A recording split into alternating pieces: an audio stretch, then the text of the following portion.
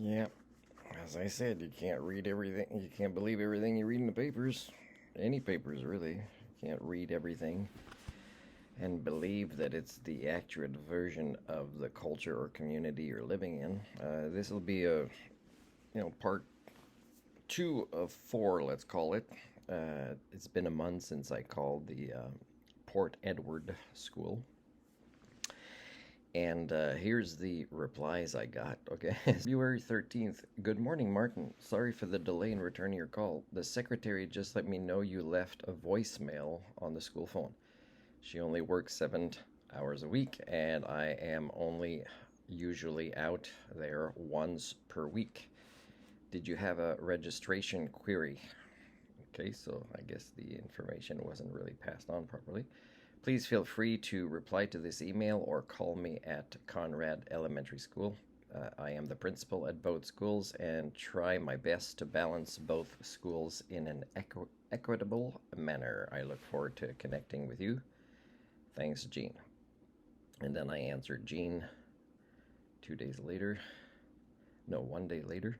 Hello, Jean. Can we meet at the Port Edward School sometime to see if I can be of service there, even if just as a volunteer?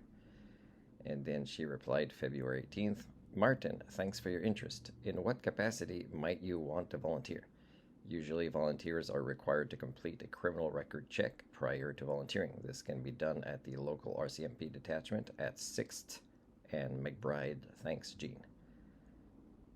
And then on the 18th, I answered. Okay, so that's February 18th. That's the last I sent her a message, and I haven't heard back. So Jean Maronia. Hello, Jean. Yes, I can get that RCMP check done tomorrow. But first, can you please send me a letter with your school information on it to print and give to them for volunteering? I possess many skill sets pertaining to working in a school. We could discuss this in person. Did you get a chance to hear the voicemail that I left 2 weeks ago? But because it took a long time until I got the first message from Jean. And I think I got that first message when I posted my YouTube video on our Prince Rupert groups, and eventually somebody probably brought it to her attention. But really nothing happened since then to make it that, they've convinced me that they're serious educators who deserve, their teaching certification, or serious administrators who are learner-centered, which is what I am. Other things you can't believe in the papers. I tell you, this Tom Barker guy, I tell you, he certainly writes things to make him look good or the communities look good, and or to sell more ads, and really it's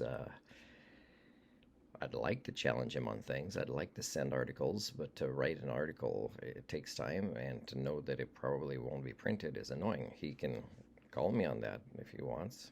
I'd like to write an article that refreshes people's knowledge about rules of the road based on patterns I see here. But I would write it in a way that is like, also, why is the city and RCMP not doing anything about this, right? I'm challenging culture breakages. It's also a guy who claims to be a dog expert, and I gotta say, I met him once as the land mammal psychologist, and I wasn't impressed with his skill sets, and from what I hear from others, also not that impressive. And the skill sets that he has with dogs are about the same as the ones he has with people, which is not that great. And I'd like to help him because I care about dogs. But when people care about the regular ka-ching coming in instead of problem solving, the culture breakages, then they start thinking there's something wrong with me because I don't do what the norm does.